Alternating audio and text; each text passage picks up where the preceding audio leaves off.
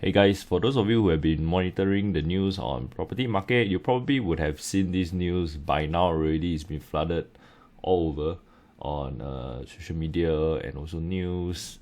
As you can see over here, that CDL is having quite a fire sale. I would say this one is really quite a fire sale. But whether, like what I mentioned before, whether a fire sale is really good value, that's another question. Don't mistake fire sale with good value. So make sure you make it very clear. Fire sale does not always mean it's good value. Of course, it may be a cheaper buy compared to last time, but it really depends on what you want. If you want something for Sentosa, in terms of PSF, I don't think it's ridiculous. But if you're looking at quantum, it's still not that easy to enter. Then again, that's why I say we always have to know what you're getting into for what. This is the residences at W Singapore Sentosa Cove. It's quite a long name, but it's linked in a way to the hotel brand, the W one. So it's at Sentosa. It's obviously a 5-star and above, that kind of thing. But that one is not the thing that we want to talk about. We are not talking about the hotel thing. Later we elaborate a little bit more on hotel branded residences. But we look at this characteristic of the condo itself. 250,000 square feet of land. This is quite a big piece of land. Lease was already started back in 2006. So by the time you take over now, even if you buy it now, the lease is almost coming to 20 years eroded already. There's a total of 200 plus units. Units over here are quite big. And as you can see, conditions of sales, this is basically treated like a resale. It's not a new launch anymore. It's treated as a resale because you take it as it is. You see, previously it was rented out to, most of the units, or if not all, were rented out to all sorts of tenants. You wouldn't know anyway. It doesn't really matter because you're likely going to do renovation if you're going to be staying in, right? Unless you're buying for your own rental, which I don't think is exactly a very wise choice to be playing a rental you over here. This is the site plan, which I shall not be elaborating because we are analyzing something that are way more important than just design of it. That one architect can, for those that are very aesthetic kind of driven kind of people, then you can go and scrutinize this. But to me, it doesn't really matter that much. So unit mix, there are quite a few. The penthouses are, wow, this is quite a lot. 34 penthouses, 66 4-bedrooms and 86 3-bedrooms. And the 3-bedrooms, all these are huge in terms of size. Before you're thinking, hey, the PSL looks good, but you need to ask yourself, if before GST total per month, are you able to tahan this kind of maintenance fee or not? Okay, now recently, some developments go up to 600 plus. People already kabu make so much noise before they had to bargain back down to a few $100 lesser. But this one is total per month at this kind of price. If you look at the grand scheme of things, it's actually not that big. It's not that jialat, but a lot of people like to, every month is an expense. So it really depends on how you see it. But for those, the large majority of us who are not very comfortable with monthly maintenance of 1,000 plus, then this may actually not be the thing for you. After all, if the diamond is put right in front of your eyes, then I think it's more than meets the eye, right? Sometimes certain things too good to be true. Maybe they are too good to be true. This is an article that we'll look a little bit more into. CityView Place Holdings is the one that is holding all these 203 units, total 228 units. They're only releasing 58 of them for sale first on 15th of April, starting from before everyone goes around telling 8,600 plus, 1,600 plus. This is starting from. That means the higher floors will be 1,700, 1,800, all these. They apparently want to clear. Some of the reasons why they want to clear is pretty interesting.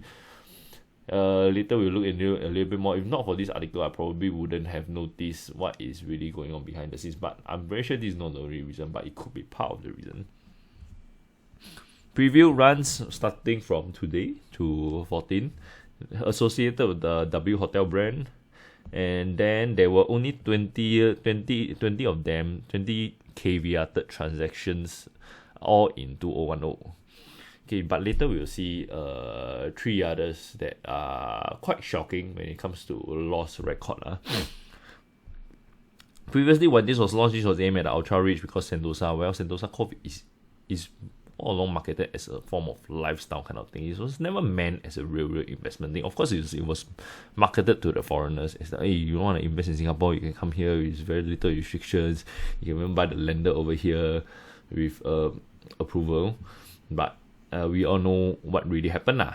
Okay, so sometimes if it's there's a reason why Singapore government is trying not to let the foreigners come in too much. It is actually to protect the rest of our citizens.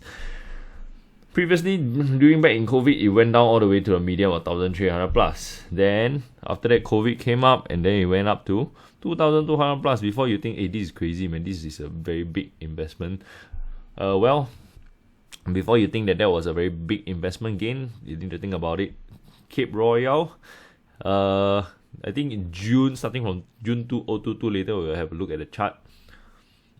This was, even back then, this was like 9 years after it was completed. They put up for sale at 2,200 plus. Even after the lease has already eroded for 10 plus over years. Then, after that, they rent it out, 300 plus of them, they rented it out. And then they kena all those cooling measure, everything here and there. And recently, they still kena the ABSD being doubled some more. So I think in a way, developers kind of like, we're not going to wait for this to come back anymore, because obviously the government is going to clamp down the foreigners, which are the main buyers of these products. That's why in a way, they decided to just let go. As of now, we are expecting the luxury market to remain subdued in the first half of 2024 because of economic uncertainty, cooling measures, and especially money laundering. I think it's quite obvious that Singapore, Sentosa is quite a destination for this. So the demand is not really there. But if you're getting in there because you really like to drive across the bridge, or you got a boat to ferry yourself to mainland Singapore without a bridge, then if that's your way of living, then I think Sentosa it is the right place for you. CDL, this is the one that was quite interesting that I didn't know. Okay, and I think it was very something interesting to know. Back in 2014, they partnered Blackstone and CIMB to invest in CDL's properties in Sentosa Cove, and they will raise about 1.5 billion. But now rental already starting to soften, so they're trying to let go now because yields are not as good anymore. So for those of you who are trying to get in because you think that yield is good, this is exactly the reason why people are trying to get out, and then you are trying to get in. It's like they're trying to let go of the bad durians and they're trying to pick up the bad durians, thinking that it is very good. Obviously, quite a lot of people were surprised by the starting price, 8,600 plus, and then Lentor got 2,200 plus. 2,200 plus average PSF. Why would you want to buy OCL when you can buy CCR for 1,600 plus? That's why I mentioned it's more than meets the eye. It's not as simple as it is. If you compare, this is not really a apple-to-apple comparison. Of course, if you put them side by side, 2,200 plus for OCR, 1,600 plus for CCR, Sentosa. You tell people, wow, I stay at Sentosa, wow, shiok. If that is what you are really looking for, you're not looking to make money, then by all means go ahead and buy Sentosa. But if you are not thinking that way, you're thinking to protect your capital, to grow your capital there, I don't think Sentosa is really the way to go. Even this guy is also saying that potential buyers hoping to make capital gain, you have to be more cautious because you may take another, I don't know, COVID 2025 or whatever sort of nonsense to come up to jack up the whole market. It is not as rosy as most people think it is. These are the main condo selections in the area. As you can see over here, this is mainly driven up by the Cape Royal transactions. For the first quarter, this whole big piece of land are not so much transactions. You can see 1, 2, 5, 10, 11 transactions only. They are transacted around this kind of price. Only Cape Royal was the one that was above 2,200 plus. So will you be able to get it at 1,600 plus and sell it off at 2,200 plus? That's a big question. You have to ask yourself, how realistic is it going to be? If you truly think that deep in your heart is going to be true, then by all means, please go ahead and go for this fire sale. But is this really as attractive a fire sale as most people think it is? Over here, we take a look at some of these condos. As you can see over here, most of the condos in Sentosa, they start from around the kind of same lease era, 2004, 2005. Then Cape Royal starts a little bit later to justify that 3 year. Then you check up this PSF. You have to ask 3 years, is it worth it or not? That's another question.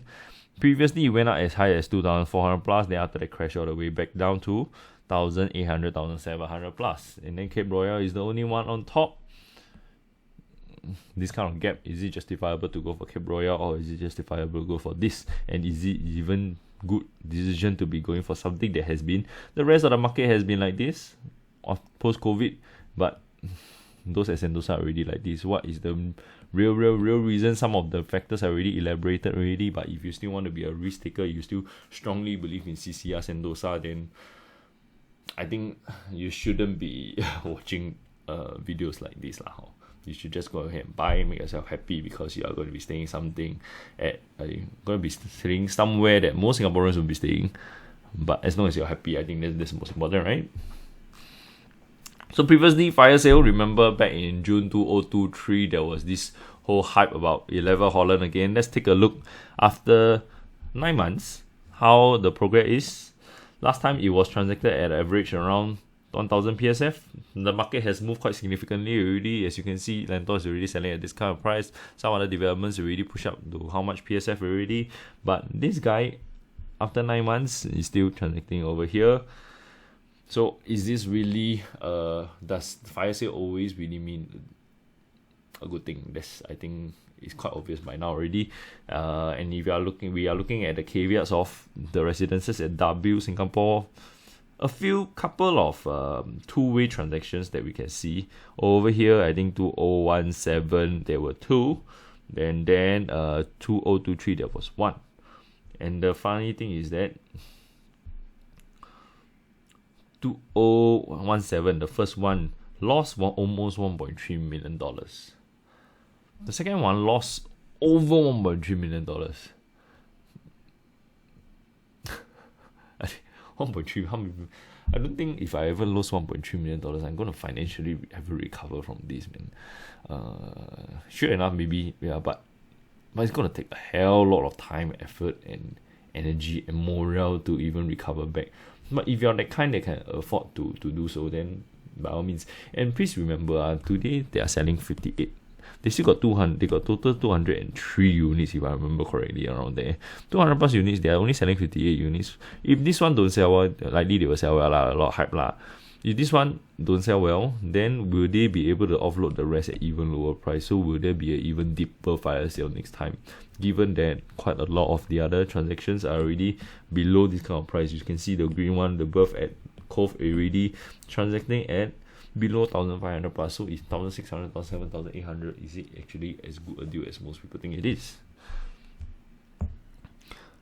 The last one, the more recent one, which was September 2023, lost 1.46 million.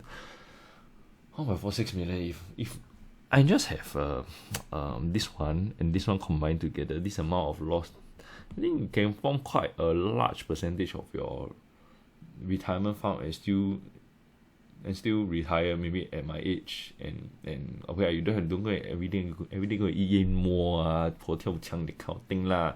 But if you really a decent lifestyle, this is more than enough for retirement lah. Just put them in some steady funds or something, or even fixed D. You can survive very comfortably really. But come on, man, why would you want to take up a durian like this? When I mean falling durian, falling durian, when you want to catch the falling durian, that's the thing. Maybe you drop from the tree, you're going to catch it with your bare hands, you know what's going to happen. So anyway, these are some of the branded hotels, not branded hotels, residences with branded hotel names. Okay, then we have St. Regis, Ritz-Carlton, Four Seasons, Pullman, which is a little bit more interesting because this one is the newest of the bunch. The rest are quite significantly older. Then followed by this guy that we are talking about here. If you look at the first guy over here, already transacted about 1,700 plus, likely going to be transacting around the same price also, because it's starting from 1,600 plus. It's not selling at 1,600 plus for all units. Starting from, we all know what starting from means, actually means by now already. St. Regis, the one in blue, has been on a downtrend while the rest of the market went up. Ritz-Carlton, on the other hand, got a slightly luckier jump But this was only one transaction. So is this gonna be like this, like this, like this, like this, or is it gonna be like this? The other come back.